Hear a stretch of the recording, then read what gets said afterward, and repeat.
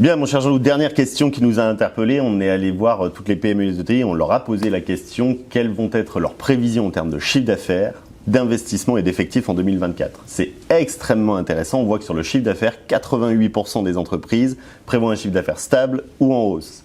79% des entreprises prévoient un investissement stable ou en hausse et 90% des entreprises prévoient des effectifs stables ou en hausse. Donc quand même une très très belle dynamique que l'on voit tant sur les opportunités commerciales que sur le lancement de nouveaux projets, mais avec les effectifs, j'ai l'impression une vraie guerre des talents, en tout cas qui va commencer à se jouer parce que beaucoup d'opportunités aussi peut-être d'emploi pour les salariés. Comment tu vois toi ces prévisions pour Implead et puis ces chiffres, comment ils te parlent ?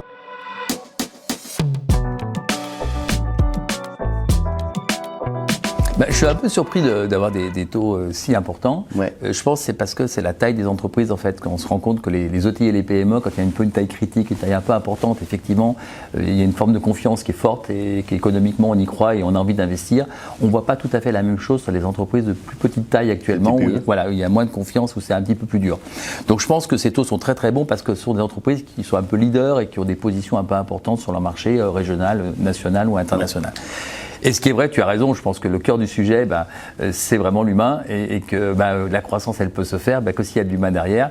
Cette guerre des talents, comme tu dis, on la connaît depuis quelque temps et elle se renforce aussi parce qu'on a un croisement entre les courbes de départ à la retraite qui sont un peu importantes avec les baby boomers qui finissent de partir et puis c'est justement ces besoins humains très importants et besoins humains formés. Je crois aussi que c'est là qu'est l'importance, c'est qu'on cherche des gens qui ont de plus en plus de compétences, de plus en plus de capacité à s'adapter avec des compétences un petit peu pluridisciplinaires.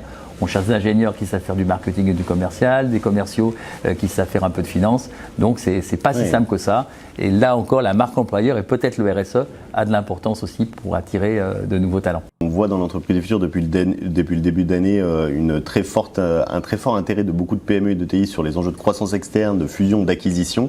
Est-ce que par rapport à ce qu'on voit, on voit que la croissance externe, c'est la capacité d'acheter aussi des entreprises avec des hommes et des femmes qui peuvent exécuter des feuilles de route, c'est la capacité de se diversifier.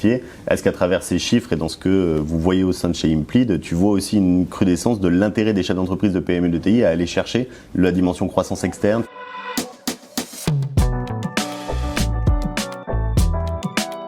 Tu as entièrement raison, la croissance externe, ça a toujours été un petit peu d'actualité avec des vagues. C'est important, la vague est importante en ce moment, mais depuis quelques années. Je pense que la croissance externe, il y a quelques années, c'était plus de chercher un outil industriel complémentaire et ou un accès à un marché complémentaire. C'était moins du recrutement. Ouais. Aujourd'hui, ça devient aussi un axe de recrutement.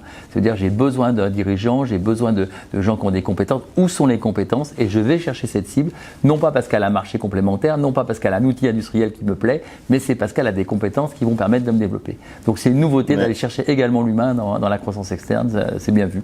Génial. Bon, merci beaucoup Jean-Loup et puis on est très content en tout cas d'avoir fait cette lecture des quelques points clés à mon avis de ce baromètre du premier quadrimestre 2024. Merci beaucoup. Moi aussi, merci. Bye.